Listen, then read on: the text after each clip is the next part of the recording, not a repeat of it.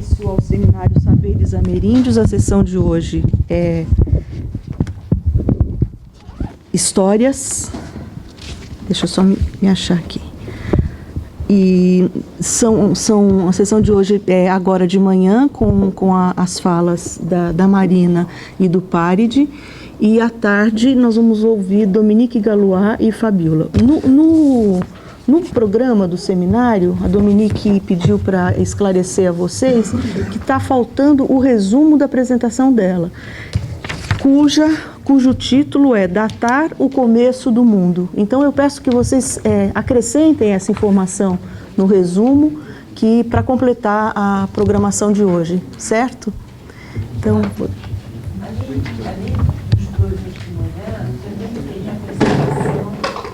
O caderno de resumo ficou muito ruim, lamentando. A apresentação de um grupo de discussão, mito e história, né? Agora as duas pessoas que vão apresentar estão ali. Ah, tá ótimo. E então, completa essa apresentação. O programa está aqui. Vocês querem que comece? Primeiro...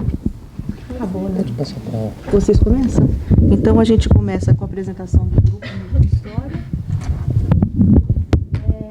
Eu chamo a atenção de vocês, da mesa especialmente, que essas apresentações têm que ter no máximo 25 minutos, é isso, Dominique? 20 minutos. Já falava 25 minutos. E depois a gente faz o debate depois da apresentação sequencial. Então a gente não interrompe, faz as apresentações e depois abre para o debate, ok?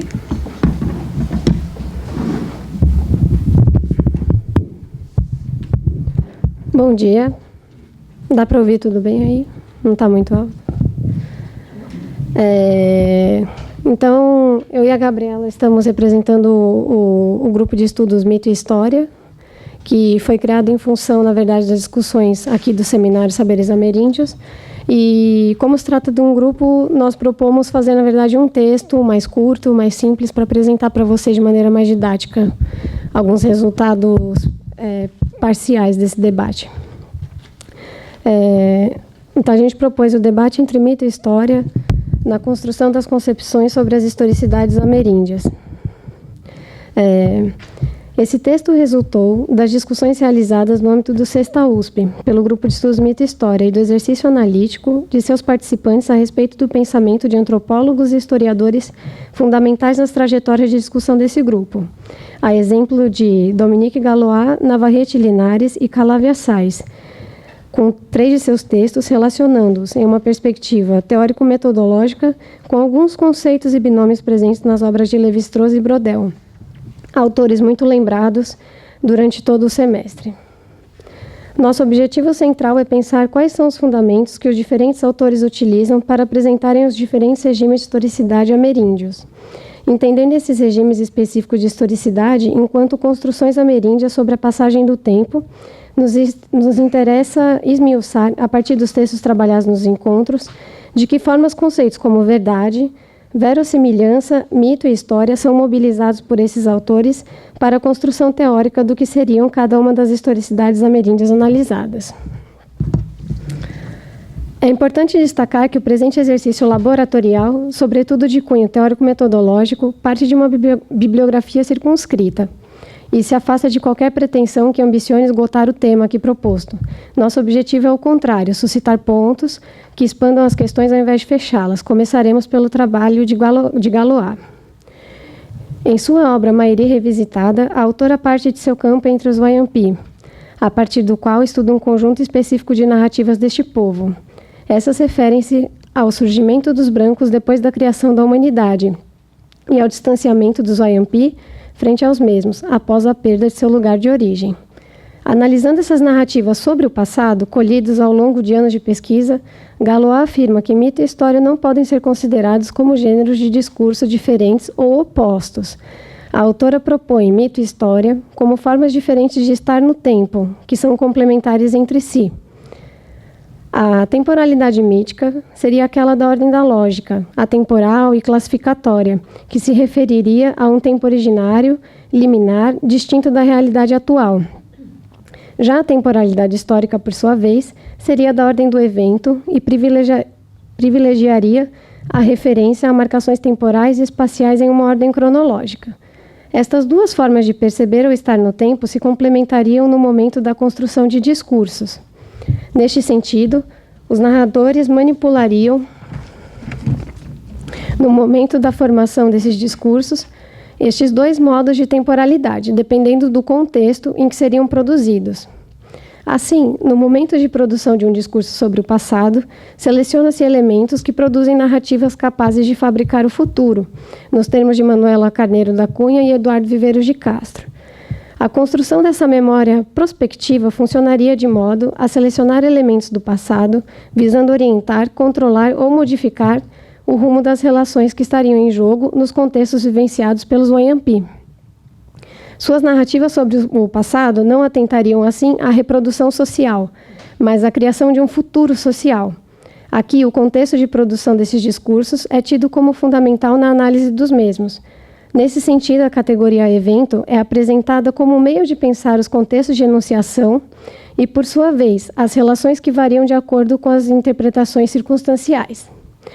A historicidade apareceria, na obra da autora, assim como a correlação destas duas temporalidades, na formação de discursos que visam produzir ou modificar relações futuras.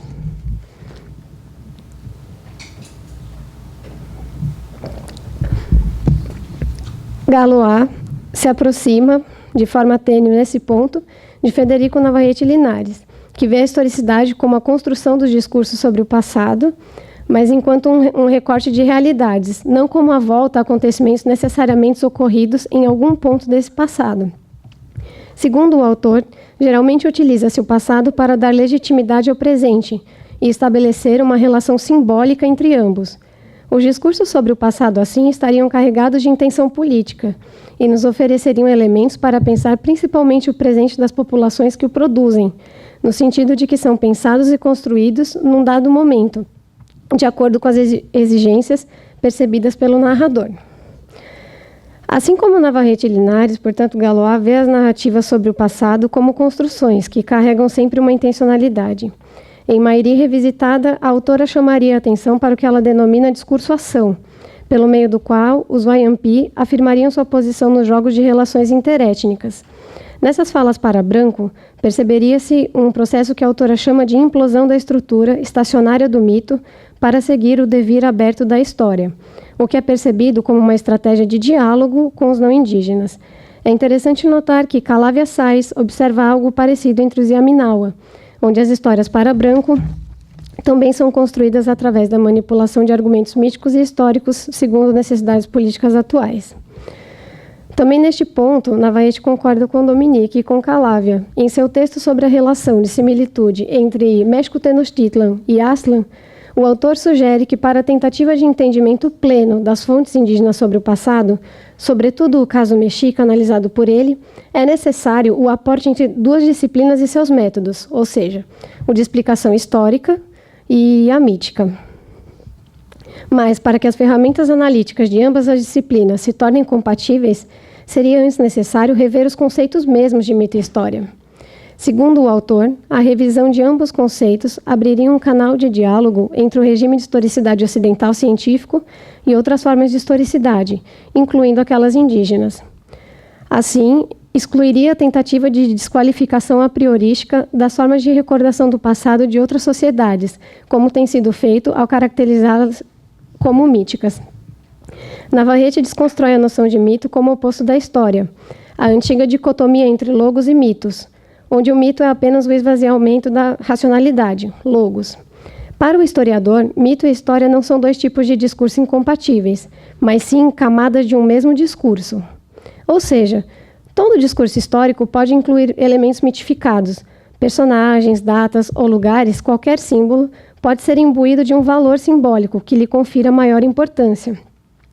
O mito aqui não seria um discurso oposto ao histórico, mas faria parte dele como uma espécie de metalinguagem, dando ênfase a significados simbólicos que garantam uma determinada ordem política ou religiosa, reforçando sua argumentação legitimadora, como apontamos acima.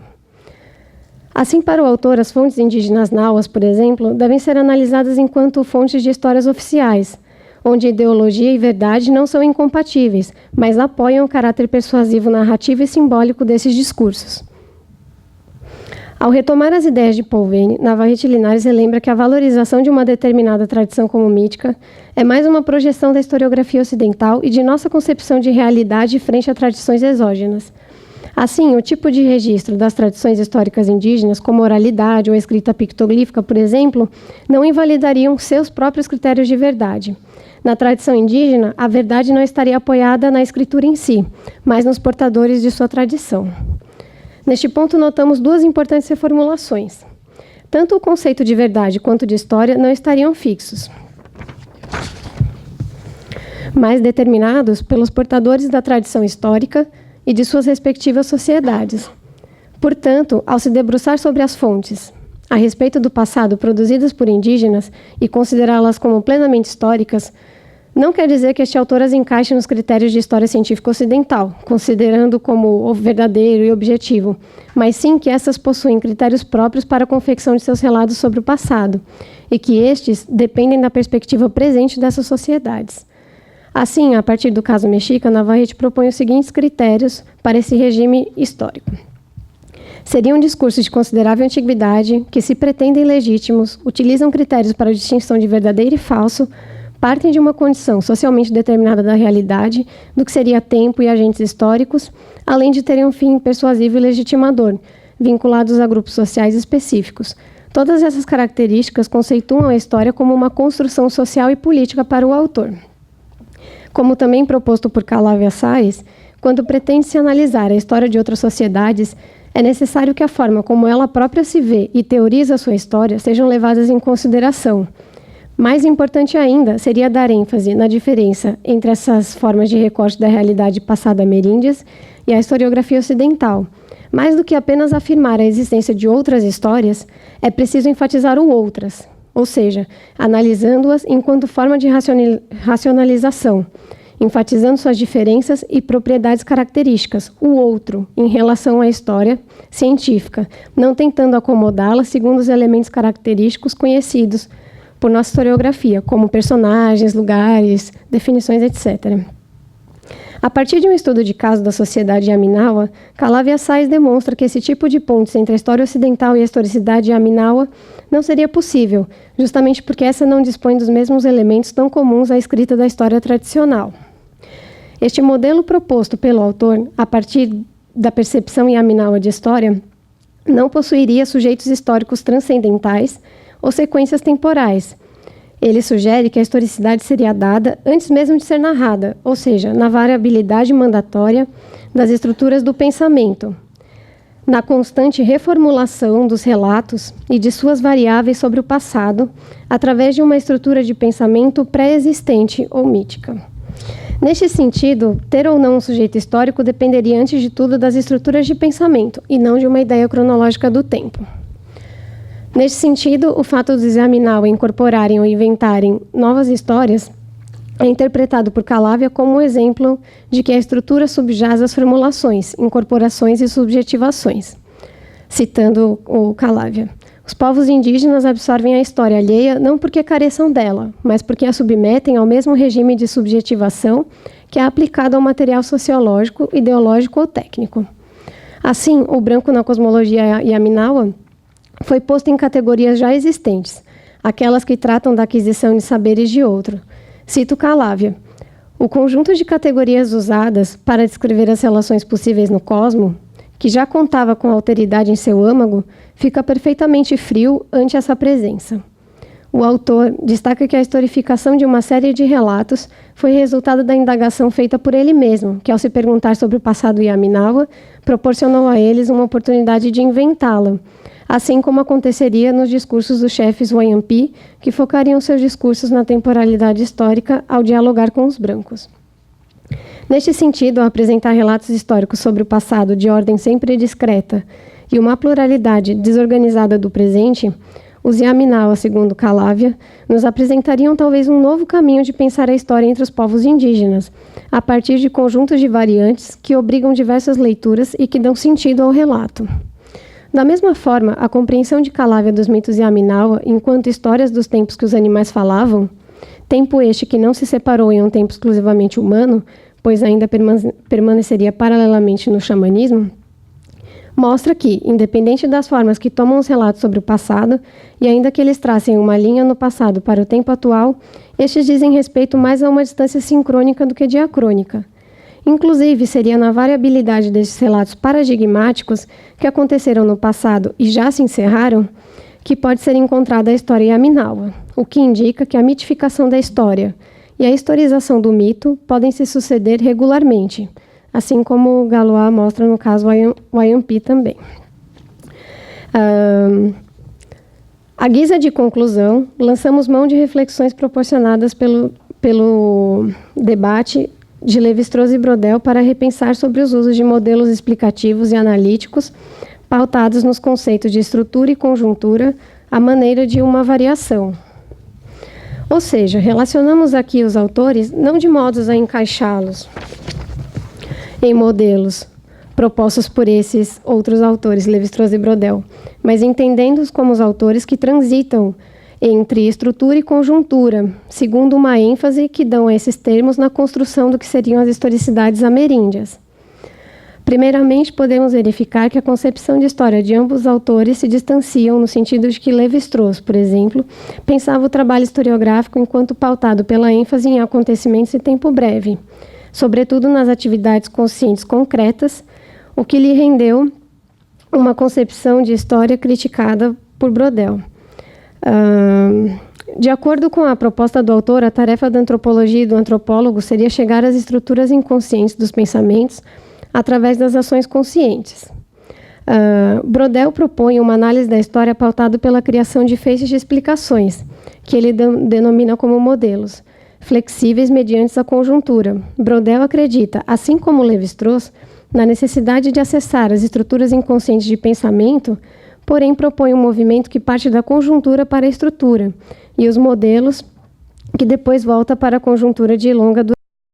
Sendo assim, ele considera que as estruturas são um tanto fixas, mas não o suficiente para serem apreendidas como modelos explicativos estáticos. Para ele, o conceito de temporalidade na longa duração seria um modelo de estruturas inconscientes e que viria a reconciliar os problemas entre as ciências sociais e a história.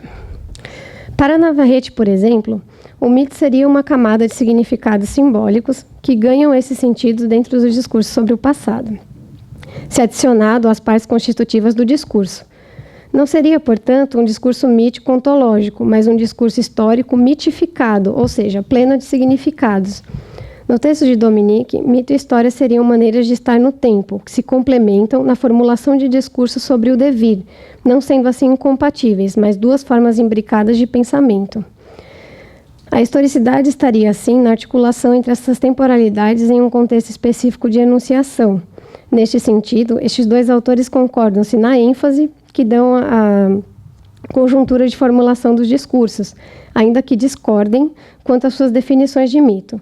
Enquanto Navarrete enfatiza as intencionalidades políticas na formação de discursos, considera o mito como uma carga simbólica. Galois, apesar de se preocupar com o contexto político da formação dos discursos, se preocupa principalmente com os modelos de transmissão oral do conhecimento. O considera enquanto um pensamento estruturante e classificador, usando um conceito similar àquele utilizado por Lévi-Strauss. Para Calavi, a historicidade estaria na variabilidade das estruturas, que poderia ser apreendida a partir da análise dos contrastes e em sua alteração. A partir do binômio levi-straussiano entre sociedades frias e quentes, Calavi aponta a necessidade de verificar a história entre os Yaminawa por meio de análises dos ritmos e direções que determinam o frio ou o calor do relato. A história apareceria como um efeito de sentido, de dados organizados, de acordo com as possibilidades da estrutura. O autor entende o binômio acima citado não enquanto uma negação da história por parte das sociedades ameríndias, o que seria uma leitura problemática do argumento de Lévi-Strauss, mas enquanto uma ferramenta que permite verificar o esfriamento ou esquentamento da história em todas as sociedades, tornando possível pensar nas diversas concepções que pode assumir o devir. O principal ponto de concordância entre os três atores analisados não é necessariamente a conceitualização de mito e história, como já demonstramos, mas sim a noção de que, para a admissão de outras formas de historicidade e para começar um diálogo entre elas e nosso saber histórico e antropológico científico, seria necessário rever as formas como estes se definem e principalmente se relacionam, ou pelo menos como mito e história deixam de ser pares de opostos dicotômicos para se tornarem conceitos compatíveis.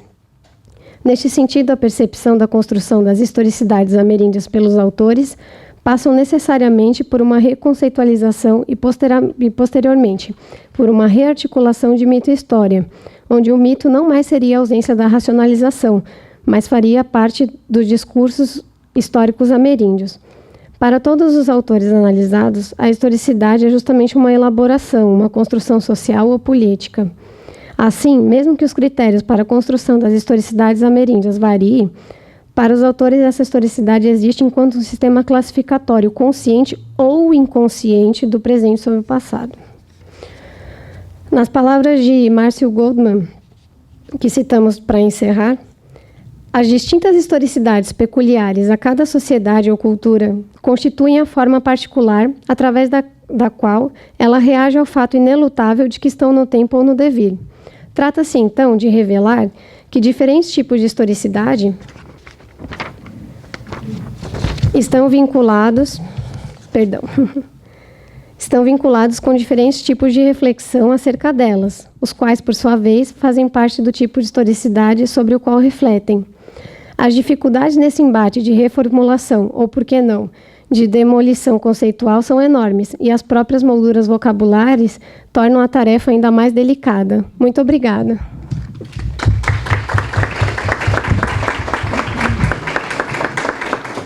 Deu tempo?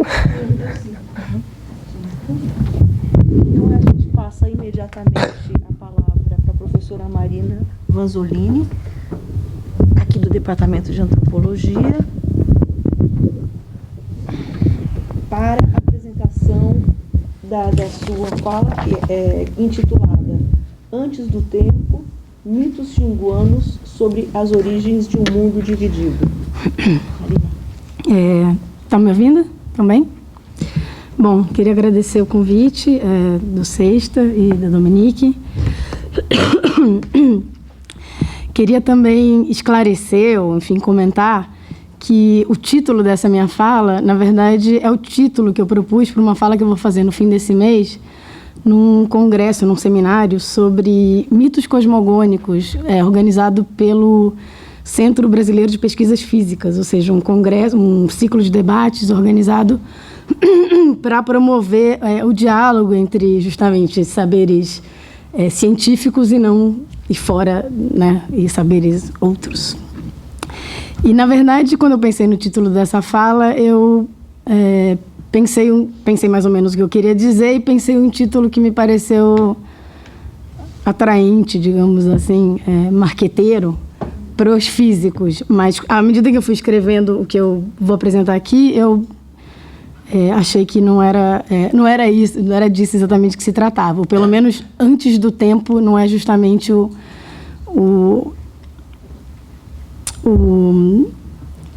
não é justamente a questão, como eu espero que fique claro ao longo dessa fala. E também o próprio tema, que eu quis aproveitar, já que eu tinha duas falas na mesma época, a ideia de mitos de origem é um tema que é proposto por esse seminário dos físicos e que eu vou usar ele aqui, de alguma maneira, para testar ou para estender algumas ideias que eu já apresentei numa fala que eu fiz aqui no âmbito do Sexta, dos encontros do Sexta, em julho desse ano. Então, o que eu vou apresentar é exatamente uma extensão daquelas ideias, como se fosse uma tentativa de aplicação daquela mesma questão com outro objeto. E, para ficar um pouco mais claro do que eu vou falar, eu vou fazer uma breve apresentação do que eu tinha dito antes. Então, o meu objeto etnográfico, naquela ocasião, eram as acusações de falsidade trocadas com certa frequência entre os Aueti, o povo tupi do Alto Xingu com quem eu faço pesquisa, a respeito dos mitos contados a mim ou entre eles na aldeia. A minha reflexão não se centrava no conteúdo dos mitos, mas na imagem sobre o conhecimento mítico e suas relações com o mundo, revelada pela forma como os Aweti me pareciam se relacionar com as suas narrativas. O fato de que esses mitos são o único meio pelo qual os Aweti conhecem aspectos do mundo não imediatamente acessível à pessoa comum, a vida dos mortos e a geografia celeste, por exemplo, me pareceu contrastar com a sua ambígua percepção das inúmeras e potencialmente infinitas variantes que tais histórias podem ter. Como comentei naquela ocasião, essas variantes, as versões de um ou outro narrador de mitos, por vezes reconhecidas como versões de um ou outro povo xinguano, eram percebidas ora como versões mal contadas ou mentirosas de uma história, ora como versões simplesmente diferentes daquela mesma narrativa, histórias dos outros. Também me parecia significativo que o julgamento de que certas versões eram falsas ou mentirosas se referia frequentemente à execução incompleta ou mal feita dos aspectos formais da narração, como a ausência dos termos onomatopeicos indicativos das ações dos personagens ou das músicas entoadas por eles nos episódios narrados. E mesmo as críticas à inversão ou ao esquecimento de trechos numa dada saga mítica me pareciam dizer respeito mais à forma do que ao conteúdo das narrativas.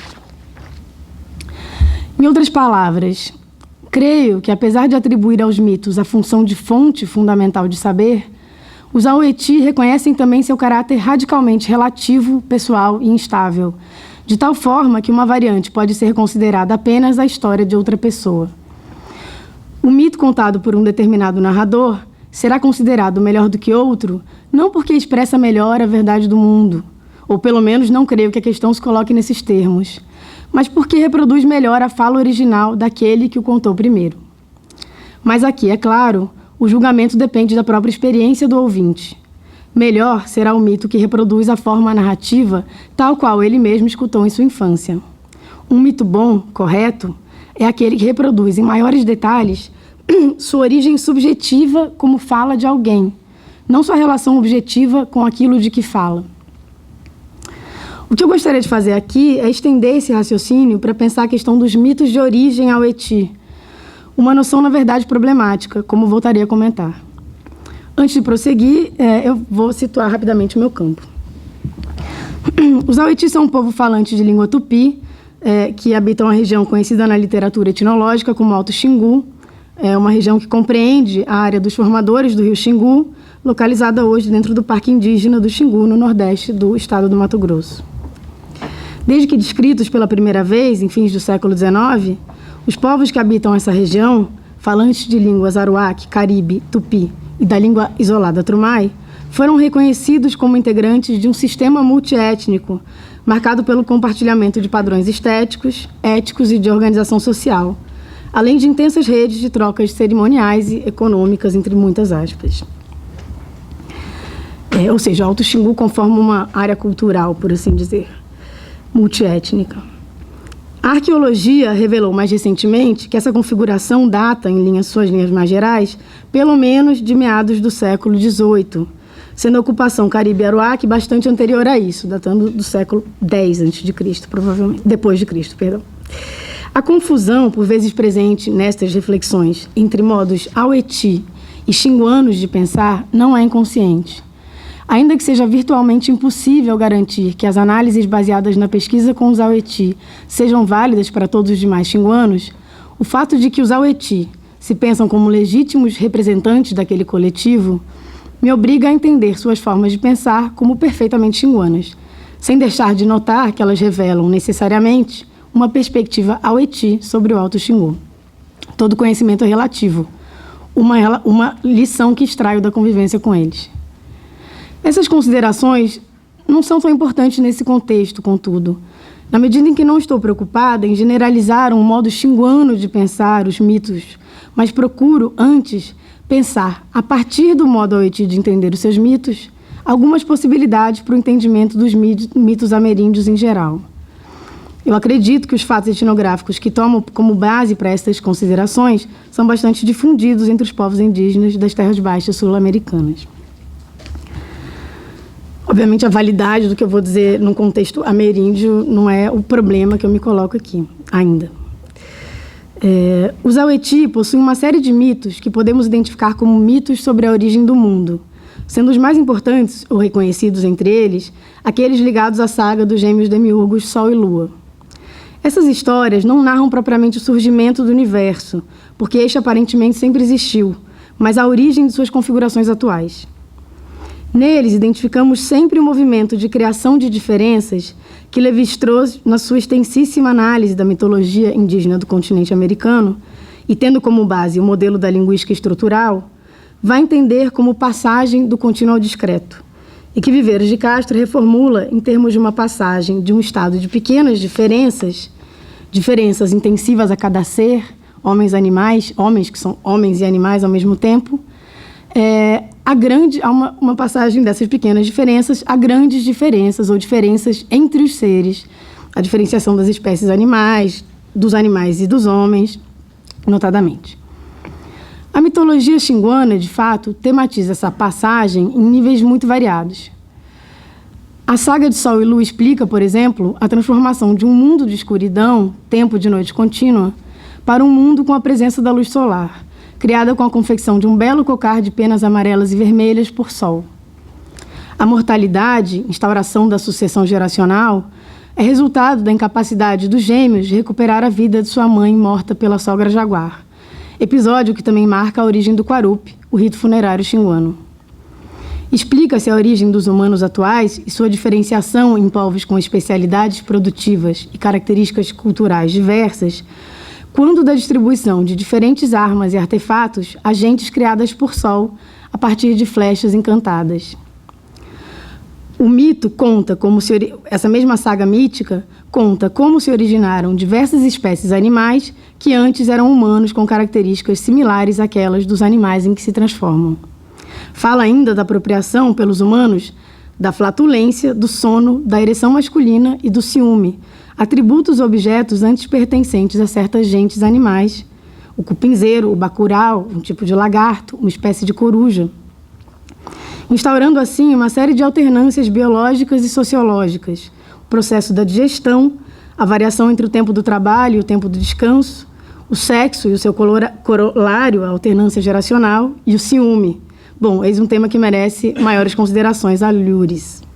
A questão da origem do ciúme nesse ciclo de instauração de periodicidades. Todos os eventos de origem listados acima compõem, de fato, uma sequência narrativa que pode e deve, segundo os especialistas Aweti, ser contada segundo uma certa ordem. Mas há mitos que revelam fatos de efeitos análogos e que não possuem nenhuma ligação explícita com a saga dos gêmeos.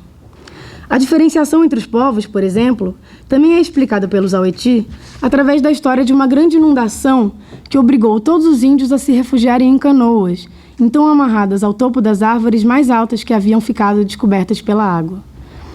Tendo o cipó que atava algumas delas arrebentado, as gentes que ali estavam foram arrastadas para longe, dando origem aos grupos que vivem em outras regiões do Xingu. O tema da vida breve aparece também no mito pan-amazônico, creio, em que os humanos se recusam a mergulhar em uma grande panela de água fervente. Se tivessem aceitado a oferta do demiurgo, hoje trocaríamos de pele como as cobras, voltando a ser jovens periodicamente.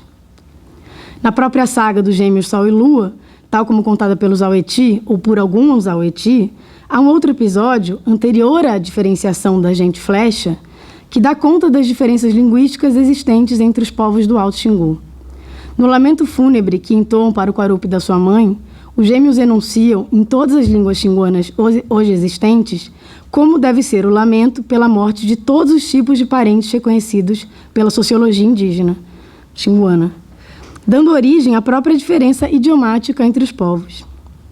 Só a título de curiosidade, esse lamento se transformou mais tarde num poderoso feitiço, aquele que o cantar nas imediações de uma aldeia provocará, lamentando por antecipação, a morte de todos os seus habitantes. Como me explicava insistentemente um narrador de mitos Aweti, no tempo de Sol e Lua quase tudo era humano. Sabemos que a grande maioria dos mitos indígenas, e certamente esse é o caso dos mitos Aweti, tematiza o evento da transformação de um humano animal em animal, propriamente dito, geralmente como castigo por sua má conduta ou por um truque de outrem. Outros mitos explicitam a origem de certos rituais e regras de convivência que devem ser seguidos até hoje, às vezes delineando ideais em negativo, ao expor as consequências perigosas de certas atitudes. Caso, por exemplo, das muitas histórias sobre jovens que rejeitam seus cônjuges e terminam por casar à morte do outro ou a sua própria. Todo mito... Peraí.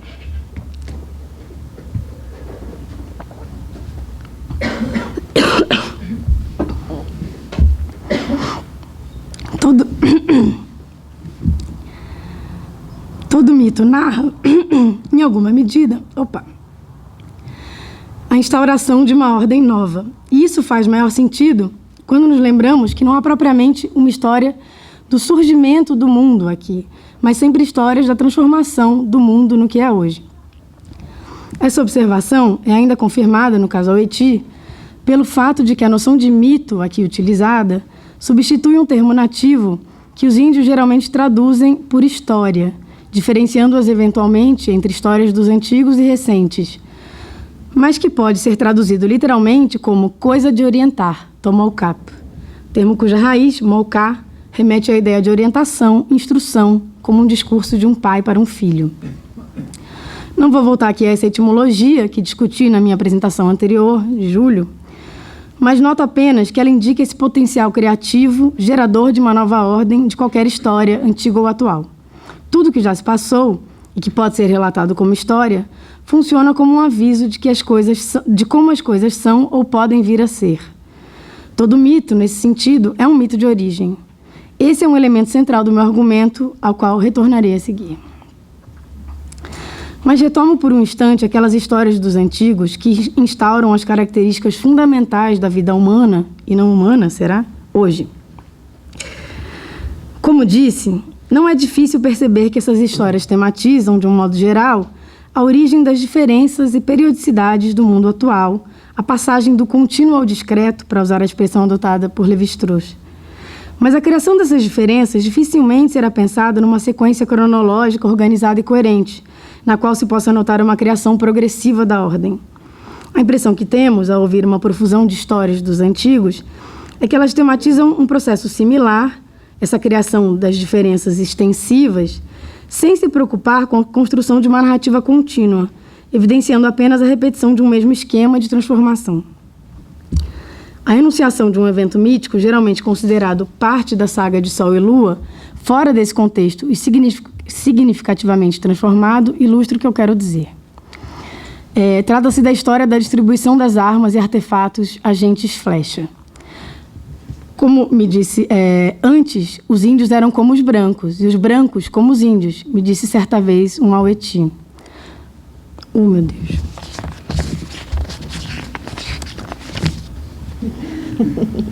Opa! Sol fez as armas de fogo e flechas e ofereceu a cada um dos grupos. Os índios, que eram como os brancos de hoje, acharam as armas de fogo muito pesadas e preferiram as flechas, enquanto os brancos, os antigos índios, aguentaram carregar as espingardas e com elas ficaram, transformando-se no que são hoje, donos das armas de fogo. Além da confusão de sentido entre as categorias branco e índio, o que essa versão do episódio mítico revela é que, mesmo na versão mais completa que integra a saga dos Gêmeos, o fato relevante presente em todas as versões é a diferenciação, certa diferenciação entre os povos. Se considerássemos as inúmeras variantes regionais desse mito, como a registrada, por exemplo, por Agostinho, na década de 70, entre os mesmos Aweti, isso se tornaria ainda mais evidente.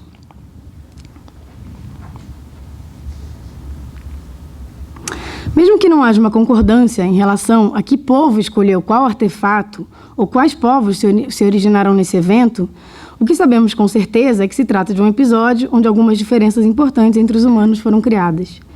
E se de fato as variações das narrativas de diferentes contadores de mitos suscitam por vezes comentários sobre a falsidade de uma dada versão, como notei na minha fala anterior, não me parece que o problema percebido pelos Aweti nessas variantes fosse de ordem lógica, como a falta de congruência entre os episódios, ou menos ainda, um problema da falta de correspondência da variante com os fatos reais do passado.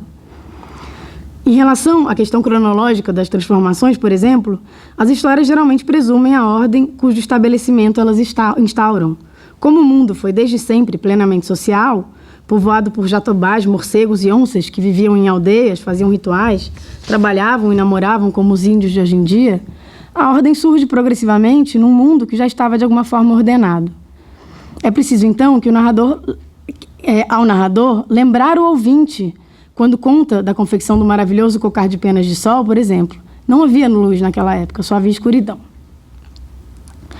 O fato de que os Aweti não estão preocupados em organizar de forma cronológica e coerente essas narrativas não pode nos surpreender. Afinal, aprendemos com Lévi-Strauss que o mito não deve ser entendido como um discurso sobre uma realidade objetiva fora de si, mas como um regime discursivo fechado em si mesmo, cujo sentido reside oculto em suas regras internas de composição e transformação. Ele fala no espírito deixado a sós consigo mesmo, limitado a imitar-se como objeto, na introdução do Cru e o Cozido. Essa compreensão é necessária, nota muito bem Lévi-Strauss, para que não sejamos condenados a julgar ilógicas, ridículas ou absurdas as narrativas que se contam e nos contam os índios. O mito não é e não quer ser nem história, nem ciência, no sentido banal que esses termos podem ter para nós modernos, né, no sentido comum. Para Lévi-Strauss, o que se revela no mito não é a natureza mesma das coisas, mas as questões existenciais e filosóficas que podem ser pensadas através das coisas, as questões e combinações abstratas configuradas a partir das qualidades sensíveis do mundo. Tais questões se tornam aparentes nos temas míticos, mas sobretudo na forma como esses temas são estruturados pelo pensamento e na forma como se transformam uns nos outros. Mas o que dizer do uso que os Aweti fazem dos mitos quando os pensam como relatos sobre o mundo, utilizando um mito para me explicar a geografia celeste, por exemplo? E mais do que isso, quando os imaginam como guias de ação, avisos, orientações para a vida. Lévi-Strauss é muito categórico ao afirmar que a análise estrutural dos mitos não busca revelar como os índios pensam seus mitos, mas como os mitos se pensam através dos índios, ou como se pensam a si mesmos. A importância do seu trabalho para o entendimento dos mitos como forma de pensamento indígena e para o delineamento não só das lógicas desse pensamento, mas também dos problemas colocados pelos índios a respeito do mundo é incalculável.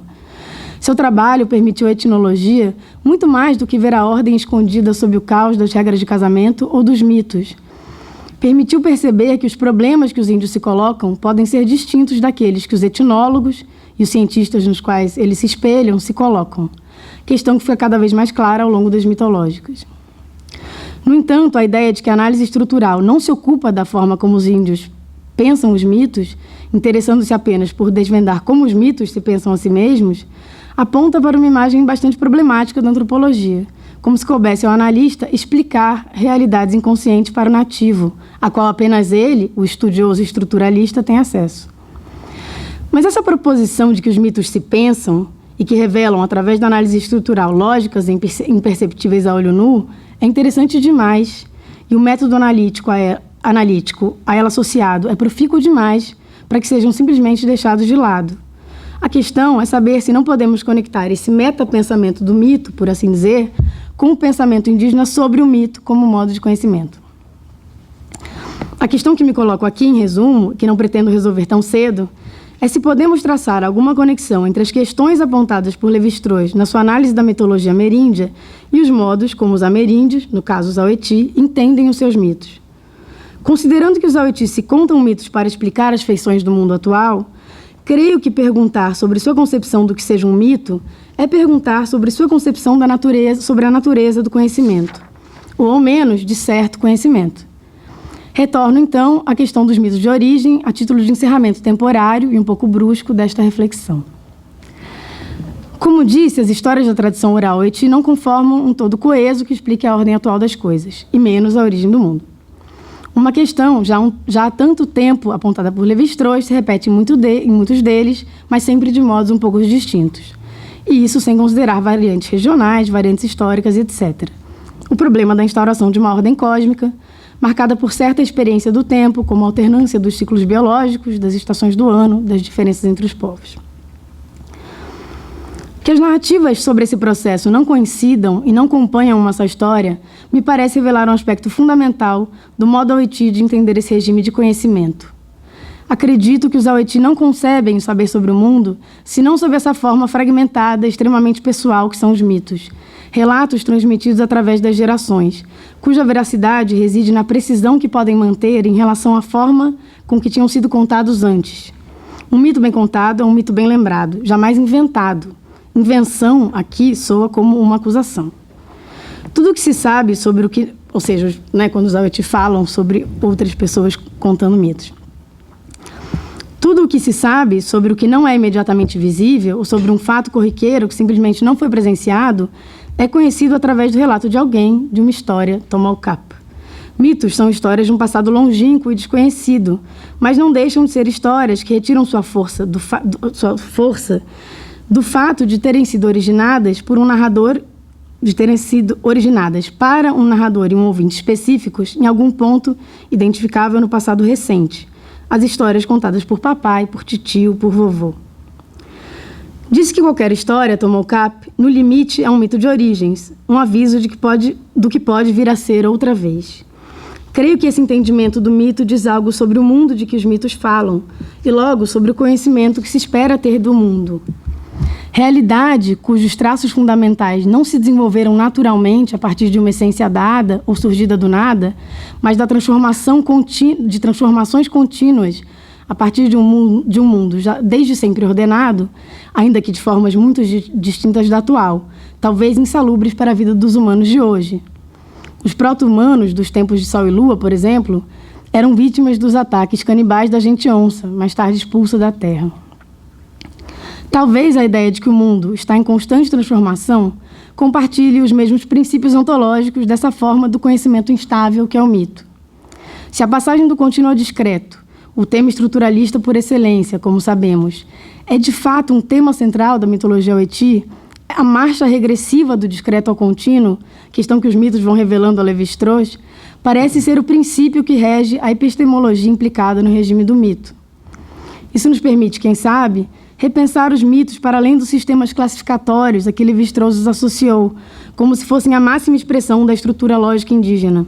Eles podem ser isso, e, ao mesmo tempo, expressões daqueles aspectos metonímicos ou sacrificiais da existência a que boa parte da etnologia amazonista se dedicou nas últimas décadas, explorando temas como xamanismo, guerra, canibalismo, parentesco, etc. E aqui termino.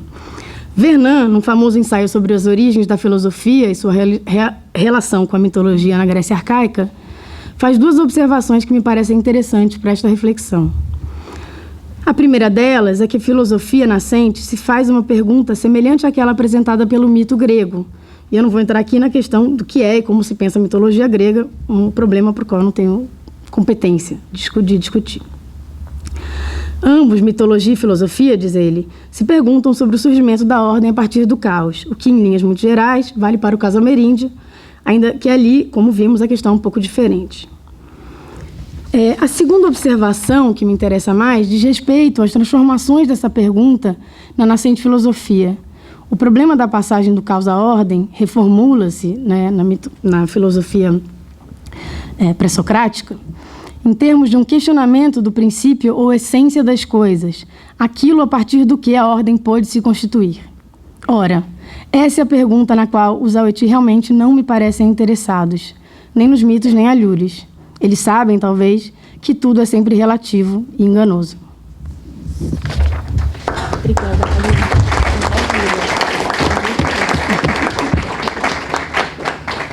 eu passo a palavra para o Pare de Boletim e a apresentação do Pare, título.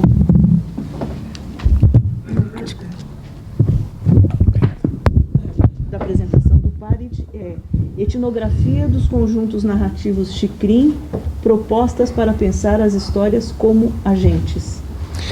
Obrigado, Marta.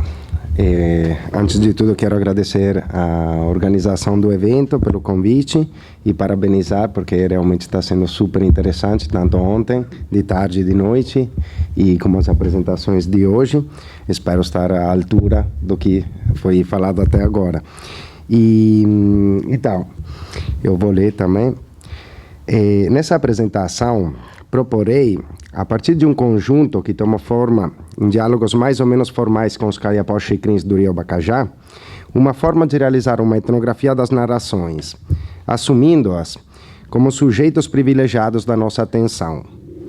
Para fazer isso, escutaremos uma narração específica, em suas evoluções e relações. Mas antes, é útil pôr algumas diretrizes que essa apresentação quer seguir. Ela começa descrevendo a forma como algumas narrações dialogam com aquela central e entre elas, para produzir sempre novas narrações e sempre novos objetos sujeitos. Objetos sujeitos, é bom dizer, no sentido de frutos dialógicos da atividade das narrações, e não entidades passivas. Em seguida, ela reflete sobre a ressonância entre as narrações e subjetividades assim brotadas, mostrando o processo de recíprocas determinações.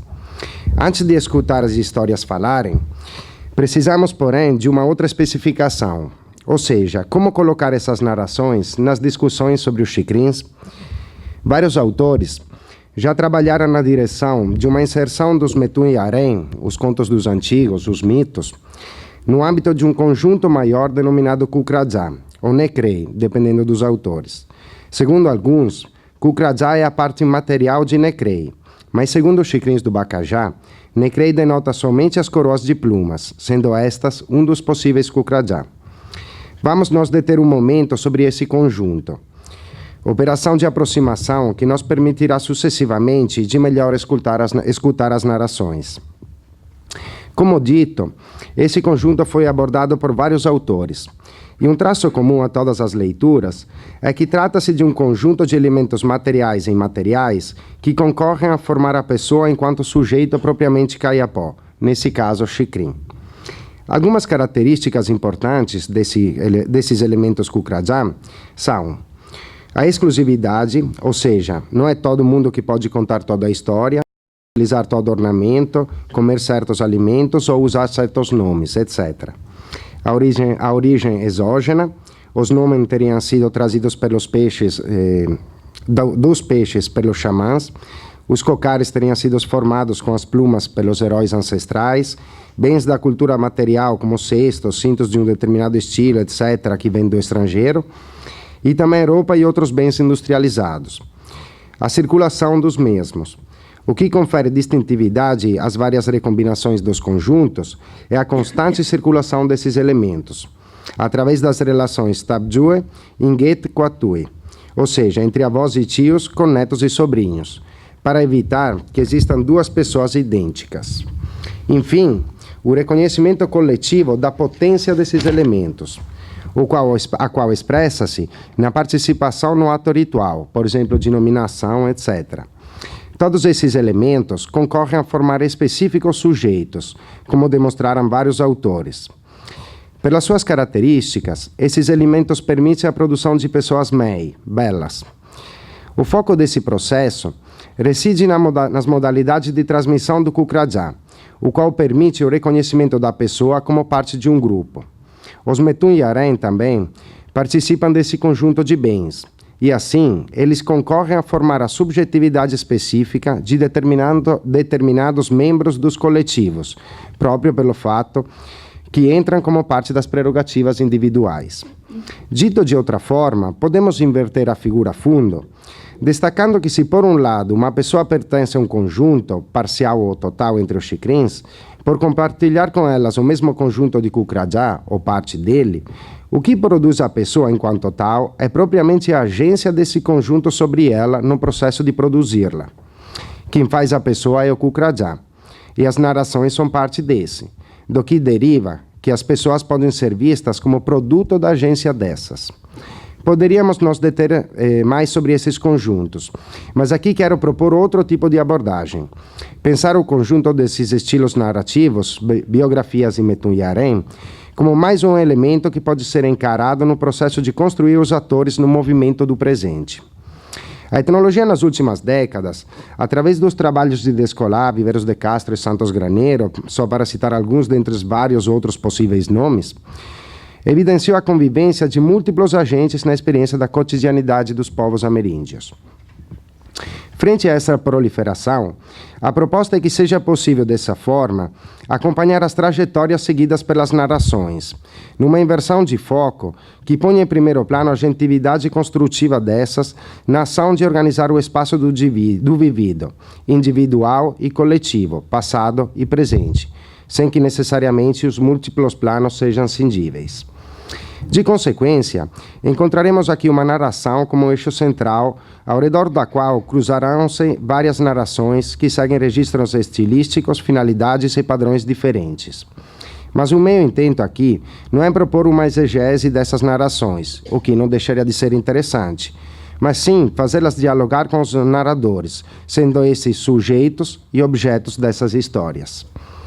Vamos assim escutar agora uma narração que me foi feita por Kanoi, um dos moradores de Mrotidjan, nascido antes do contato com os Kuben. Estávamos em uma tarde de dezembro do ano passado, dialogando enquanto ferviam as preparações para o Amiotá, o tirar maribondo.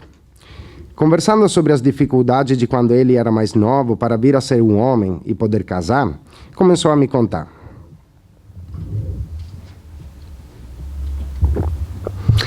Antigamente, nós estávamos tranquilos, e os Paracaná vieram e mataram minha avó, flecharam minha avó, e eu com os outros fomos atrás deles, e chegamos perto da aldeia deles, alcançamos e matamos muitos.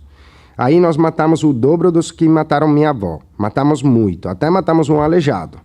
Os Paracaná fizeram a guerra conosco no mato, por isso que nós matamos muito. No começo, nós matamos poucos, e pegamos 2 crianças.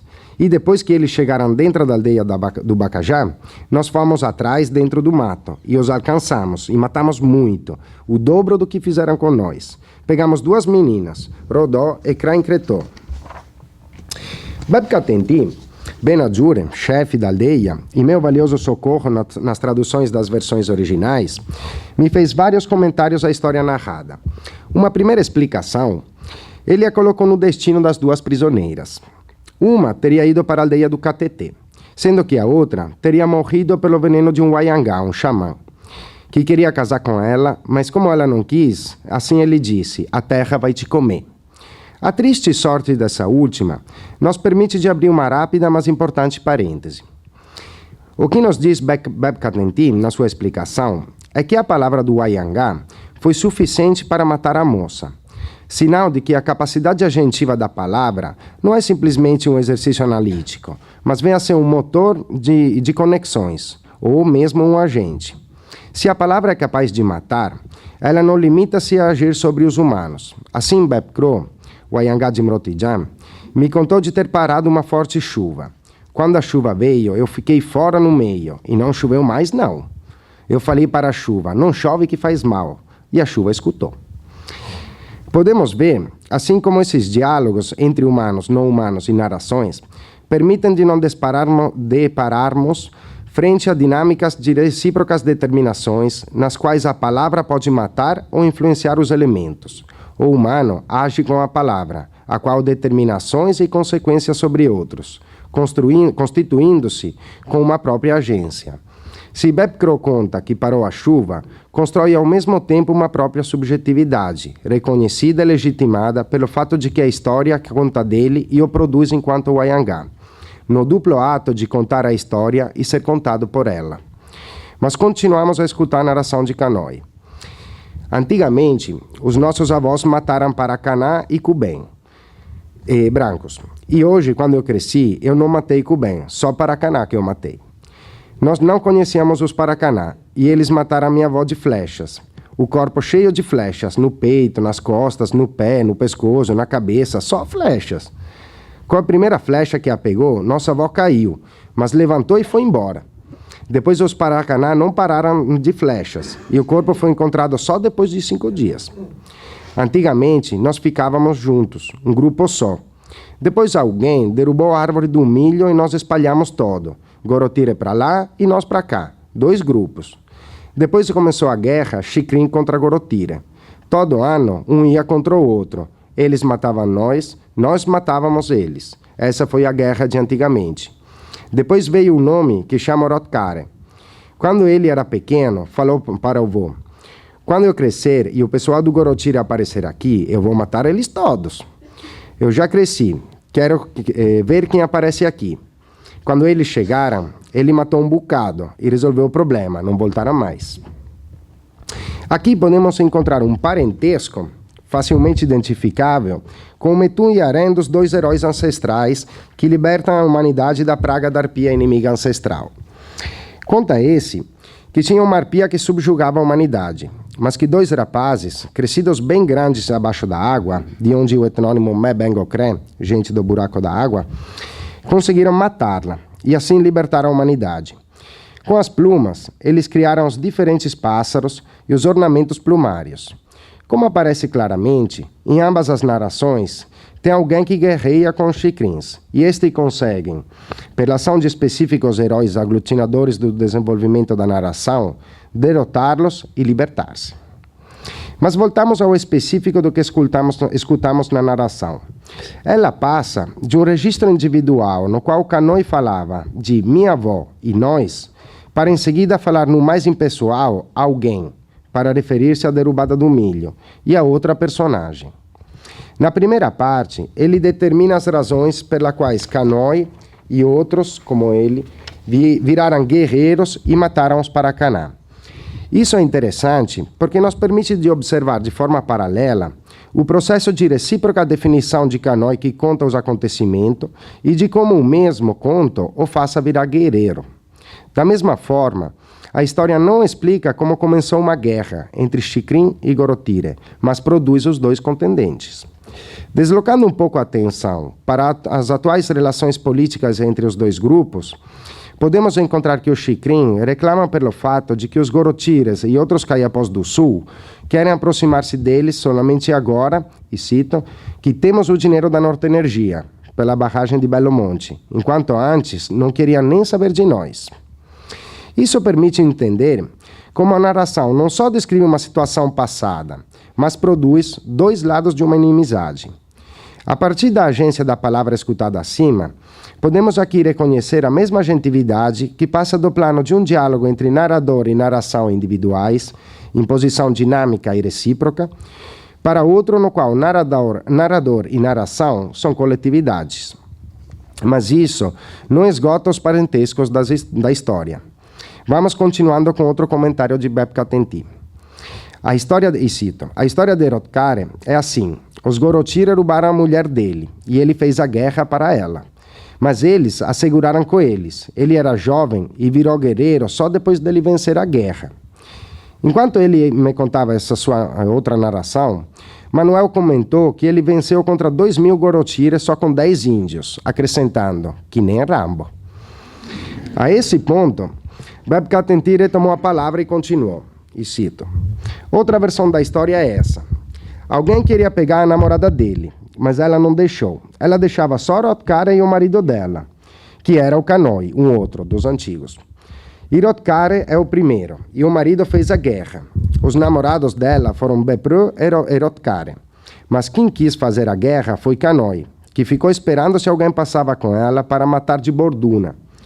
Foi o velho Kubenguet Pangri que espantou os Gorotire e Kanoi entrou no mato para não ver ela. E os outros começaram a matar os Gorotire.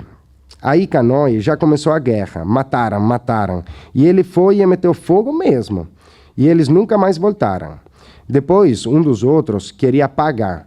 Mas o outro não quis, porque disse, conheço os Jore e sei como é. Os tiros não param. Se quiser ir, vai. Eu não vou. Respeito eles agora. E nunca mais voltaram. Nessa outra narração, irmã da anterior, o tema mudou sensivelmente em comparação com a versão do Kanoi contemporâneo. A primeira remete a um mal-entendido que situa-se em um tempo fora do tempo, ou antes do tempo, ou paralelo ao tempo aion dos gregos, que no seu eterno retorno contrampunha-se ao Cronos. A segunda coloca uma específica sequência de acontecimentos que determinaram o derramar de sangue. Mas se isso pode ser explicitado de várias formas, por exemplo, remetendo as duas narrações a conjunto de prerrogativas diferentes e, portanto, que seguem as características de acima, exclusividade, efetivamente são versões diferentes, origem exógena, as ações são desencadeadas pelos de fora, mas também a história é como Rambo, circulação de elementos e várias características passam de uma versão para outra, reconhecimento coletivo, ninguém desconfia da veracidade das várias narrações, tanto que Beppe-Catentin nos conta duas distintas. Mas se nós adentrarmos um pouco mais no aspecto referente à aproximação da história para aquela do herói cinematográfico, podemos tentar outra reviravolta. O DVD de Rambo chegou, levado pelo próprio Beppe-Catentin, na aldeia de Mrotidjan em 2006, na época da minha segunda estadia no campo. Naquela época, só tinha uma televisão colocada no centro da aldeia e passou-se o filme. O mesmo Kanoi contemporâneo, naquela oportunidade, aproximou-se e perguntou-me se era uma história verdadeira, pergunta a qual, obviamente, respondi que não. Ao ouvir a minha resposta negativa, ele levantou-se e afastou-se do centro da aldeia, desinteressado em assistir uma história mentirosa. A apropriação seletiva por parte das narrações de Beppe-Catentin e Emmanuel de elementos do filme do Rambo pode ser vista como uma predação de elementos exógenos para a contínua produção do Si, e essa é certamente uma leitura legítima. Mas, ao mesmo tempo, podemos pensar na direção de uma etnografia focada nas narrações enquanto sujeitos, que, por um lado, as duas versões diferem e devem diferir porque respondem a finalidades diferentes. Kanoi é de uma geração anterior a Beppe-Catentin e remete, como vários outros idosos da aldeia de Mrotidjan, constantemente aos próprios Metuhin Yaren como principal legitimação das próprias palavras, enquanto Beppe-Catentin, sendo aqueles que levou o DVD do filme para a aldeia na época, não teve algum problema em casar as duas narrações, gerando assim uma outra versão.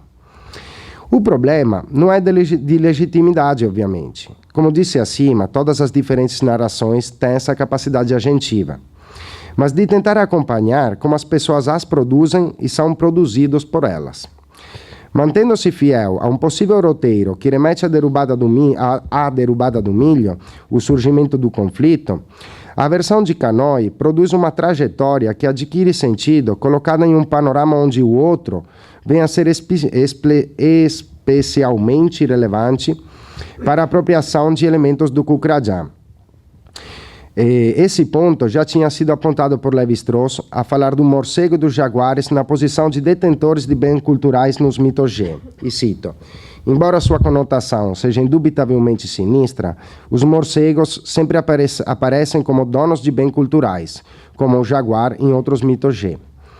Seja suficiente pensar na história do roubo do fogo da onça, a versão Kayapó do famoso M1 das mitológicas, no qual o animal fornece aos homens o atributo culinário do fogo. A operação de Beppe-Catentin difere da de Kanoi, na direção de evidenciar uma possibilidade de apropriar-se de forma dinâmica e coerente dos elementos do Kuben, casando-os com os Metuhin Yaren. Isso devem mais evidente ao considerar que Beppe-Catentin é o responsável pela gestão financeira da comunidade com a FUNAI e com outros órgãos do governo federal, e não só. Além de ser reconhecidamente o mediador com os outros atores não indígenas, recentemente acompanhado por novos jovens emergentes. Dessa forma, pode-se compreender claramente como a narração de Beppe-Catentin tem a finalidade de realizar a produção de um outro sujeito. Ela produz, ao mesmo tempo, um herói que age como Kuben, ou como um Kuben específico, e, ao mesmo tempo, produz um narrador na sua posição específica. Mas tem outro elemento que segue na direção de pensar as narrações como produtoras de sujeitos. A partir do célebre artigo de Siger, da Mata e Viveros de Castro, a reflexão sobre as populações ameríndias focou a produção corporal como um dos idiomas privilegiados para acessar as cosmologias e ontologias indígenas. Quero aqui retomar as palavras de McCallum, escritas entre os Kaxinawamas, que permitem introduzir um último ponto da narração de Kanoi. E cito: o corpo é construído como uma entidade individual constituída, em termos indígenas crescida, através do conhecimento. Esse conhecimento é impartido em uma variedade de materiais, meios visuais e linguísticos, por pessoas que adquiriram de outras. Fecha aspas. Esse processo de produção do corpo e da beleza das pessoas entre os xicrins pode ser distinto em dois movimentos compresentes. Um associado com a fabricação do parentesco, finalizado a produção de um corpo humano, igual àqueles dos parentes e reconhecidos como humano, o que vale para o coletivo, a comunidade como um corpo.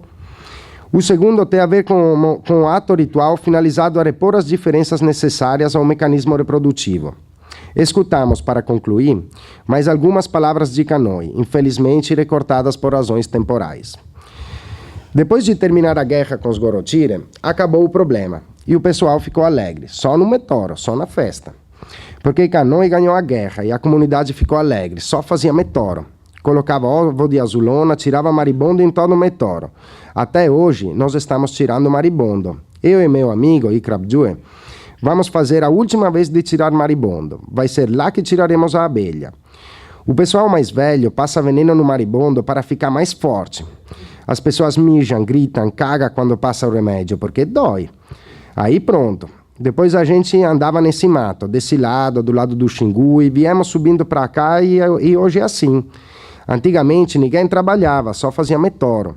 Hoje é trabalho demais, cansa a planta. Antigamente só o Metoro e não parava, só andando. Hoje a gente broca, derruba, queima, planta. Aí alguém sai para o mato e adora, porque o pessoal já está acostumado ao serviço das plantas. Mas antigamente só andava no mato e fazia Metoro. Nós estamos acostumados ao alimento do Kubem. Esquecemos o alimento de antigamente, o coco, a banana brava, eu não comi mais. Hoje a gente arranca mandioca, rala, prensa, seca no sol e faz berarubu com caça. Hoje é assim. Antigamente eu não conhecia nada quando era moleque, agora que eu estou conhecendo as coisas. Essa parte da narração abre mais um caminho, como antecipamos acima. Ela age também no corpo das pessoas, elemento importante se levarmos a sério as discussões sobre a corporeidade ameríndia. Um primeiro ato que a narração coloca é a mudança de hábitos, da guerra para o Metoro. Mas isso não significa o fim das atividades guerreiras. Dos inimigos Gorochire ou Paracaná, passou-se aos inimigos marimbondo. Já outros autores evidenciaram essa associação entre os dois, e, portanto, não me debruçarei sobre ela. Mas prefiro observar como a narração descreve a nova alimentação. Nós contando as mudanças alimentares, ela nos conta de uma transformação das pessoas, nos seus corpos e, com ele, das suas atividades cotidianas. Já que, se o corpo é onde reside a subjetividade e com ela a perspectiva, se quisermos assumir uma visão perspectivista, então mudar de corpo é mudar de sujeito. Isso significa que a história nos conta de transformações dos seus objetos. Esse momento da ênfase na alimentação é frequente nas narrações xicrins. Por exemplo, Nhocrim, a mais idosa da comunidade e por todas chamadas de vovó, contando da sua juventude, diz que: quando fiquei menina, pegamos o ouriço da castanha para assar jabuti. E poderíamos citar inúmeras outras narrações que nos informam sobre delícias culinárias que formam as pessoas. Mas para chegar numa conclusão dessa outra narração, afinal aqui estamos também narrando e sendo narrados por algo, quero propor umas reflexões mais gerais a partir do que escutamos. Nós encontramos na narração de Kanoi e nas suas conexões com outras histórias, que compõem um singular e específico conjunto, que por razões de agilidade recortamos de um panorama de interligações bem mais amplo, várias formas de construir objetos sujeitos narrados. Nesse processo de produção-transformação das singularidades, um papel fundamental é jogado pela memória, o exercício da qual revela a diferença irredutível entre os processos de subjetivação. A memória é o verdadeiro nome da relação consigo, diz Deleuze, e constitui a natureza essencial da subjetividade. E cito: o tempo como sujeito, ou melhor, subjetivação, chama-se memória. Não a memória curta que vem depois e se opõe ao esquecimento, mas a absoluta memória, que duplica o presente, que reduplica o lado de fora e que não se distingue do esquecimento, pois é ela própria e é sempre esquecida para se refazer. Fecha aspas. O jogo da memória de longa duração reconstrói o confronto com o esquecimento, compara um passado e um presente, a partir do tecido geral da experiência que se constitui no cotidiano. O exercício da memória, a narração, é constitutivo de subjetividade, porque não limita-se a reedificar um passado mítico ou biográfico, mas renova e revivifica cada instante do ser de cada singularidade. A elaboração da narração é a afirmação de um presente singular, irredutível às coordenadas espaços-temporais fixadas pela contingência. É um exercício constitutivo de novos pontos de ruptura, de novos desdobramentos, objetos sujeitos das narrações. São desdobramentos porque fecham-se, mas dão a possibilidade a outros desdobramentos de se abrirem.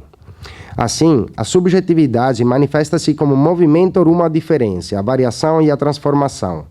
Os processos de produção da subjetividade, jogando nesse tempo longo, produzem um outro espaço, um pensar de outra forma, que abre a percepção para o campo do possível. É nesse sentido que a narração vem a ser claramente e com maior evidência um imprescindível elemento constitutivo e estruturante, e mais que isso, produtivo, da identidade pessoal, não somente do eu que narra, mas da rede relacional no qual insere-se. Mais ainda, podemos dizer que esse processo funciona porque a narração esboça uma prática de contra-efetuação, fundada no destaque da parte factual do acontecimento de qualquer efetuação. O acontecimento narrado e que narra é inseparavelmente e inextricavelmente o sentido das narrações, e o que permite a emergência, e cito Deleuze, da parte do evento que a sua realização não pode alcançar. Fecha aspas. Isso abre outra via de fuga na direção de uma reflexão sobre a função da linguagem nesse processo de subjetivação posto em ser pela narração. Como evidenciou Lévi-Strauss, e cito, então não se perguntará qual é o sentido de um acontecimento. O acontecimento é o próprio sentido. O acontecimento pertence essencialmente à linguagem, mantém uma relação essencial com a linguagem, mas a linguagem é o que se diz das coisas. Fecha aspas. Para concluir, podemos relevar que nesse movimento de efetuação e contra-efetuação acontece o palpitar da agentividade da narração, pois um acontecimento se aprisiona na sua efetuação, mas a contra-efetuação o liberta sempre, pois que contra-efetuar é liberar singularidades, é virtualizar. É nessa direção que os humanos narram e são narrados, assim como as narrações narram e são narradas, numa espiral de recíprocas ressonâncias. Obrigado. Obrigada, Fábio. Fiquei no tempo, mais ou menos? Os dois passaram 5 minutos, mas eu tinha combinado 25, então vocês não passaram nada. 25. Tempo. Então, a gente abre o debate sobre essas 3 apresentações.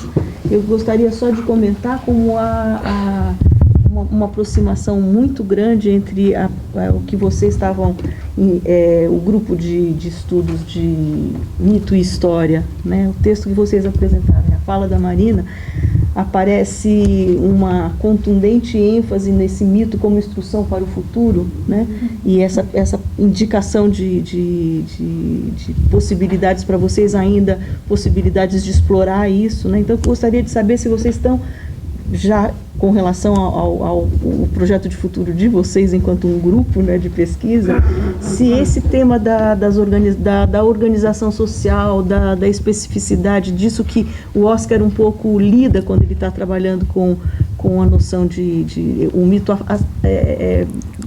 a particularidade dessa interpretação, né, esse sentido mais de se vocês estão indo por aí esse caminho de pensar a organização social e variedade e variação e a relação disso com as historicidades, né? Se isso é produtivo para vocês, como é que ficaria esse ponto, né? E para Marina, não sei, Marina, está indo bem, né? Assim, porque a gente está acompanhando essas apresentações da Marina que estão, na verdade, se desenvolvendo quase em público, né? Você está produzindo a reflexão junto com a gente, o que é muito bom de acompanhar. E, às vezes, dá a sensação que você está indo por um caminho que é esse de enfatizar o uso esse guia de ação também partindo, né? Então, a partir desse ponto que é comum, né? Instruções para o futuro, que vocês as duas leituras fazem do mito, você começa aqui nessa fala de hoje indicar bom uso, guia de ação, possibilidade de pensar isso em diálogo com toda a discussão moderna da análise do mito, análise estrutural. O que é exatamente isso? Isso vai render quanto? Como que você está querendo para... Porque eu sei que o seu interesse é pensar em modelos de transformação que possibilitem ir para além da análise etnográfica. Queria que você falasse um pouco para onde essa pesquisa tem a ver com o que você está produzindo para refletir a respeito de uma saída estratégica do Xingu em direção de modelos mais comparativos. Se é por aí que eu te acompanhando, eu acho que é isso, mas eu não sei, queria que você... E o Parid está colocando essa questão, estou dando um curso sobre noção de... Fala no microfone que a gente está gravando. Ah, desculpa, João. Tá. O Parid, eu estou apresentando um curso agora para a graduação, que é a noção de pessoa, corpo, substância. Daí você entra com o tema da subjetividade específica, né? Então, você causa um monte de problemas para o curso, para as pessoas que estão fazendo o curso. Então, é porque a gente está trabalhando com uma noção de pessoa que a sua quase esbarra e você chega a falar em identidade pessoal, em construção da individualidade, né, no âmbito dos estudos G. Então, é isso mesmo que eu estou entendendo, você está se contrapondo a uma... então, gostaria um pouco que você falasse. Então, da onde que eu estou partindo? Estamos lendo o manifesto da Joana, o manifesto da Trinca, Eduardo Viveiro, Siger da Mata, e aí todo o investimento do programa de trabalho da etnologia era uma releitura moderna, pós-levi-straussiana, da contribuição do Moço para o tema da construção do corpo da pessoa, né? A sensação que dá é que você está fazendo uma torção, fazendo uma outra coisa. Então, eu queria que você dialogasse com essa tradição para a gente ficar um pouco mais... Ok? Exatamente esse parágrafo que eu cortei para fazer mostrar. Tá certo. Bom, e eu passo então, eu não sei se vocês querem comentar ou se a gente passa para as perguntas. Podia passar para as perguntas, fazer um conjunto já de 3 para vocês irem respondendo. Então, estão abertas para as... Pode falar, Eduardo?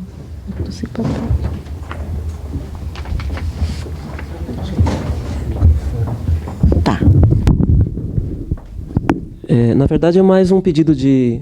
Não é uma pergunta, né? Mas um pedido, acho que para o Parid e para a Marina, se vocês poderiam desenvolver um pouco mais, porque vocês dois mencionaram que nos relatos, né, dos povos que vocês analisam, né, dos Aweti e dos Xikrin, aparece de alguma maneira distinções entre um antes ou um mais antigo, uma história mais recente. Quer dizer, embora elas não se organizem de maneira cronológica, mas há, de alguma maneira, essa diferenciação, talvez de tempos muito antigos, mais recentes. Eu queria que vocês comentassem mais qual é o peso que isso tem, né? A Marina chegou a comentar aqui, no mesmo conceito de histórias, não, é o que eles traduzem como histórias, os Aweti, apareceria um pouco essa distinção, mas ela chega a se constituir como 2 tipos de narrações, discurso, porque a impressão que eu tenho é que, logicamente, é um aspecto que talvez nós tenhamos valorizado pouco até então, né? Essas distinções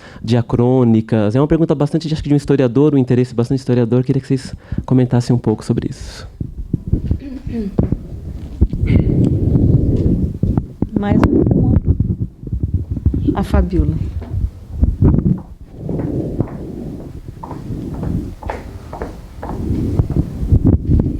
Eu queria, na verdade, compartilhar algumas coisas com o Parid para lembrar um pouquinho do meu tempo de etnografia Xikrin, com Cateté.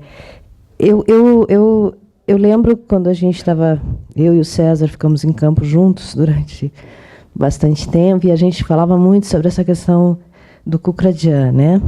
E teve um momento que a gente chegou à conclusão, concordando com a Isabelle Vidal, de que todo Necrei é um Kukradian, mas nem todo Kukradian é um Necrei, né? E eu acho que isso, para mim, ficou claríssimo com o Xikrin. E, ao mesmo tempo, como eu estudava os objetos e o César estudava a organização social e outras questões, estudava os mitos, e a gente coletou muitos mitos juntos e tudo mais, mas para nós também ficava a impressão, e a gente discutiu muito isso em campo, que o Cucradia também tinha a ver com a ideia, a noção de conhecimento para os Xikrin. Eu não sei como é que tu vê isso, né? Porque a gente sempre pensa o Cucradia, o Necre, que é o adorno plumário, e o Cucradia, como todas as coisas, tu tem Mekuni Cucradia, que é de todo mundo, tu tem das mulheres, e tu tem os individuais, né? E que são transmitidos pelas casas. Então, a gente sempre pensa que isso tem a ver só com os objetos, mas eu acho que tem a ver exatamente com todas essas capacidades também que as pessoas têm, né? E uma coisa que eu queria te perguntar também era... Porque a gente sabe que as narrativas e ser possível narrar coisas, ser dono das palavras, isso também é uma coisa extremamente protocolar para os Xikrin, né? Exatamente, né? Kabemé, etc, etc. Tem essa coisa do falar bonito. E aí, quando eu penso na construção da pessoa Xikrin, eu não sei se tu pensa que agora, especialmente a partir da intensidade desse contato, dessas negociações com o mundo branco, se também não começam a existir outros especialistas e outros donos de palavras que são diferentes. Porque uma coisa é ser dono dos mitos, ser dono das histórias, dos cantos, né, e das narrativas, e a outra coisa me parece que estão se começando a ter outros donos com outras capacidades narrativas, como, por exemplo, a gente ouvia muito, mas isso, sei lá, eu terminei minha pesquisa com os Xikrin em 98, né, já se passaram muitos anos, mas a gente já naquela época, o César, a gente vê assim, esse é bom para falar com os brancos, esse velho não dá para falar com os brancos. Então, não sei como é que tu percebe isso hoje, né? Essa construção da pessoa, desses indivíduos que são bons para falar determinadas coisas e outros que são bons para falar outras. Eu queria que tu falasse um pouquinho disso.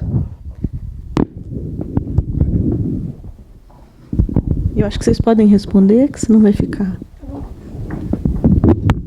Quem começa? De lá para cá. Brinca.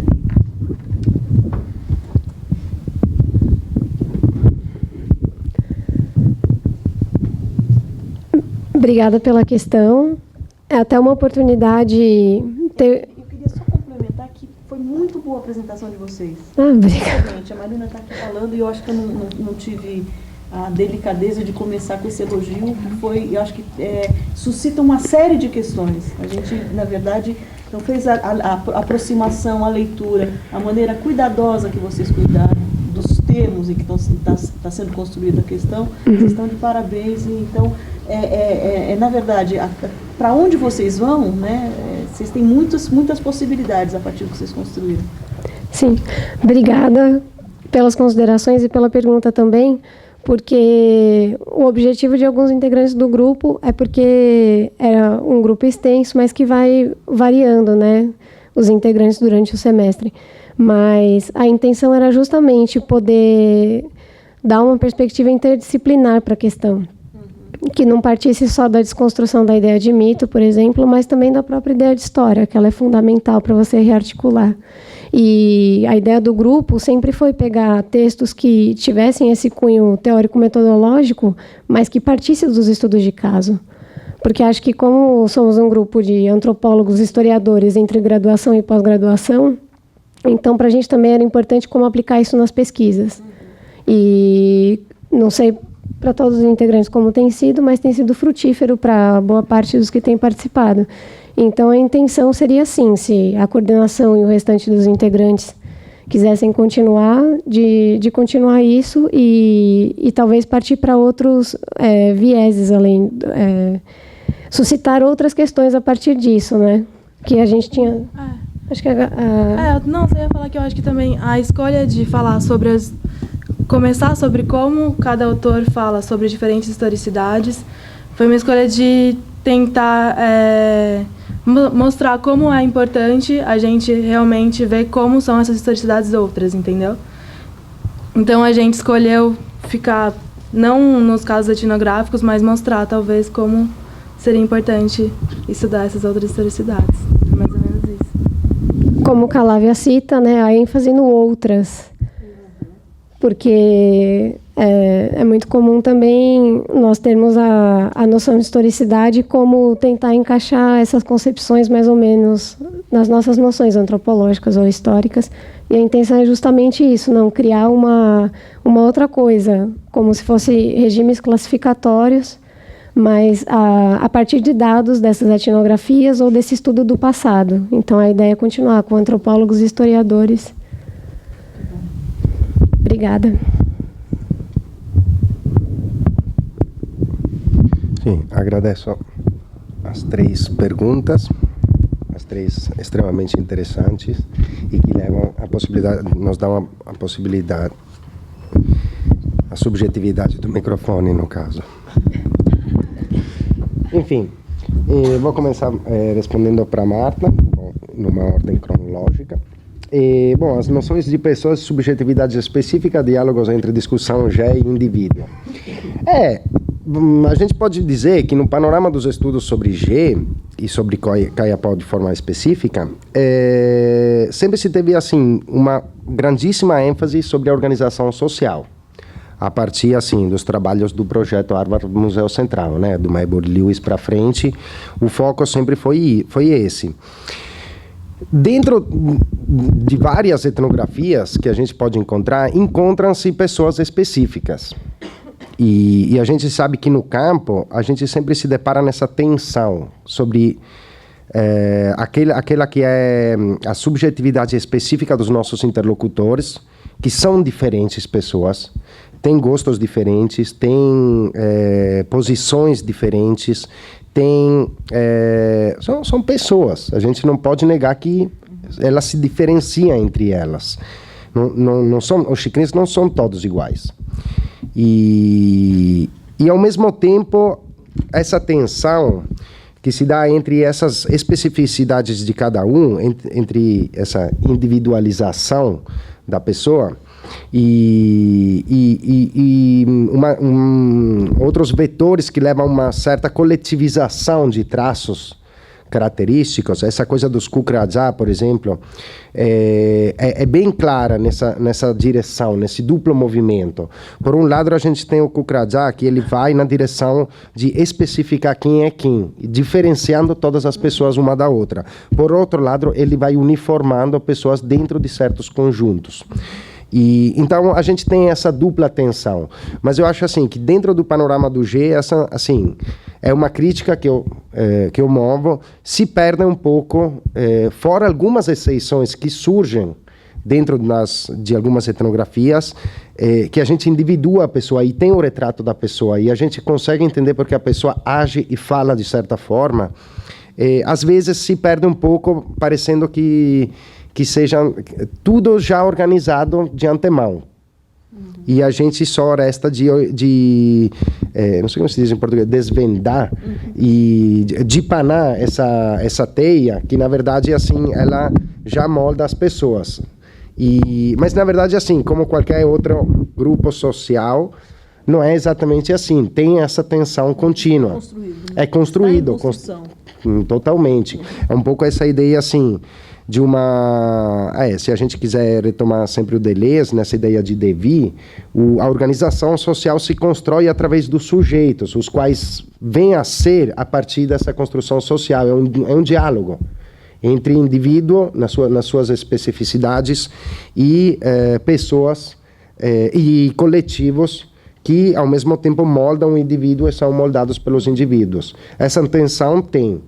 E, óbvio, tem... Diferentemente, talvez, eu não tenho experiência etnográfica de outros grupos, mas pelas etnografias que eu li, talvez entre o G, a estrutura social seja mais, por assim dizer, de cara, assim, seja mais visível, a gente repara muito mais bem na hora que chega na aldeia. Então, isso faz que se ponha uma ênfase nesse lado. O diálogo, a discussão entre o Turner e a Vanessa, por exemplo, na minha opinião, eu leio muito nessa chave. A Vanessa põe mais uma ênfase sobre o Círculo das Casas, onde se criam sujeitos. O Turner, ele trabalha no centro da aldeia, que é o lugar masculino, por excelência, segundo ele, e efetivamente a Casa dos Guerreiros no centro da aldeia, um Gabi, é um lugar masculino, onde se tem uma representação pública dos grupos corporados, assim como ele os define, dos grupos de trabalho, como os definem os Bill Fisher, ou, assim, querendo ou não, de corporações. Então, pessoas coletivas e não mais individuais. Sendo que nas casas aparece mais um indivíduo do que um coletivo. Indivíduo que se insere dentro do coletivo que a Vanessa define como casas, né? Retomando essa ideia do Lévi-Strauss. Mas tem essa tensão, inevitavelmente, como qualquer conjunto. Sempre se tem elementos que curto-circuitam o sistema e a gente pode citar vários exemplos assim a partir da minha etnografia e, por exemplo, assim, e aqui eu me ligo com a outra pergunta da Fabiola e depois eu chego na última também.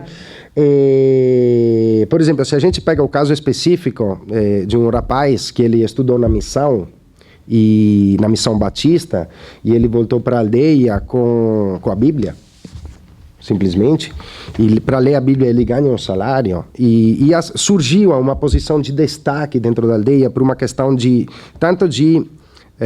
ter um salário para isso, mas ao mesmo tempo, enquanto portador de um específico discurso, e lá a gente pode ligar um pouquinho as duas coisas, ele se diferencia inevitavelmente dos outros. Então, para tentar entender qual é o diálogo que se constrói entre ele e o restante da comunidade nesse tema da conversão, eu acho que é de fundamental importância analisar a trajetória individual dele. E nesse sentido, nessa proposta de apresentação que eu quis fazer aqui, queria mostrar como a gente põe para dialogar um estilo narrativo autobiográfico, porque aqui eu acompanhei uma história que não pode ser colocada dentro dos Metum Yarem, dos contos dos antigos, dos mitos. Essa é uma narração de uma pessoa que me contava a sua própria experiência. Assim, num momento totalmente informal, a gente estava cortando uns paus e segurando-os para criar aquela escada para ir bater maribondo. E foi uma coisa totalmente informal, ele me contando de quando ele era mais novo e depois o discurso dele foi continuando e pegou o rumo que ele queria. Mas não era um mito, era uma história autobiográfica, por assim dizer. E essas são, na minha opinião, tão fundamentais quanto os contos dos antigos, quanto os mitos. E exatamente por essa tensão que a gente tem entre uma forma mais estruturante e uma outra que se estrutura pelo contrário, é um pouco assim, eu não sei como é que fala em português o côncavo e o convexo. Isso mesmo. Essas duas figuras geométricas que se encastram, né? E aqui, eu não sei se eu consegui responder, Sim. mas eu não quero brigar com nenhum caiapólogo. Isso seja claro, assim, não quero brigar com ninguém. Quase... mas é porque os caiapós são muito briguentos, então transferem isso por simbiose para os caiapólogos, talvez, não sei, diferentemente de outros índios que são mais tranquilos, e talvez outros antropólogos sejam mais tranquilos, mas fechamos essa parêntese. E para continuar a resposta para a Fabiola, tem esse outro tipo de discursos que surgem, o discurso do professor, por exemplo. Só que ainda não tem aquela legitimidade que tem os discursos dos antigos. E o Kabemei, que você citou, né? A fala boa, a fala do chefe. Né? E ligando essa coisa da fala do chefe com essa a minha intervenção de hoje, e a gente pode observar como, na verdade, o que legitima a posição de chefe é essa fala, mas, por outro lado, a gente pode observar isso de forma contrária, dizendo que é essa fala que constrói o chefe. Então, trata-se de uma agentividade inversa, né? Assim, não sei se inversa é a palavra certa, mas de dupla mão, por assim dizer, né? Que age dos dois lados. E, por exemplo, tem tanto esse rapaz que é pastor, e que, entre aspas, agora está interessado em outras formas de religiosidades para ver se consegue mais de um salário ao mesmo tempo, fecho parêntese, e, por exemplo, o professor, assim, agora tem a associação, então a associação vai pagar um secretário, vai pagar um motorista, então tem outras pessoas que, de formas diferentes, estão surgindo, entre aspas, dentro de posições, mas até hoje tem quem é o cara que sabe aquela história. Aquela outra é do outro, aquela outra é do outro. Por exemplo, o Kanoi, esse índio que eu escolhi aqui, a partir da história dele, ele não era conhecido por nenhum Metuiarém, não é um prestigioso contador de história. Diferentemente, por exemplo, do Ayangá, do Bep Kro. O Bep Kro, ele é um cara que conta muita história. Mas, assim, tem diferentes formas que estão surgindo, mas ainda não tem a mesma legitimidade e a mesma importância das outras. Assim, entre aspas, tradicionais, assim. Várias aspas. E a última pergunta, bom, acho que assim, como qualquer pessoa, qualquer grupo, temos vários registros narrativos, né? Mas os Metuiarém, no caso específico, o que nós traduzimos como mito, os contos dos antigos, eles não têm uma diferenciação de escala temporal. Bom, pelo menos na minha etnografia, eles nunca me colocaram que um foi sucessivo ao outro, nem numa ordem sequencial deles, nem numa ordem cronológica de um que é mais remete a um passado mais antigo e outro que é mais recente, de uma aquisição mais recente. A grande distinção que eles colocam é exatamente entre aqueles que são Metuiarém e as histórias que não são Metuiarém. Por exemplo, as histórias individuais, que eles não consideram coisa importante, é uma coisa banal para eles, assim. É muito difícil sentar com um Xicrim e dizer, e aí, me conta a tua história. Ele vai falar, e aí, por quê? Assim, qual é o teu interesse nisso, assim? A não ser que é ele que começa a te contar de sua espontânea iniciativa, como foi esse o caso, assim, fazendo uma atividade específica que lembrou para ele, deu um gás para ele me contar isso, assim. Basicamente, mas não tem assim uma cronologia, nem uma cronologia, nem uma sequencialidade assim dos Metuiarém.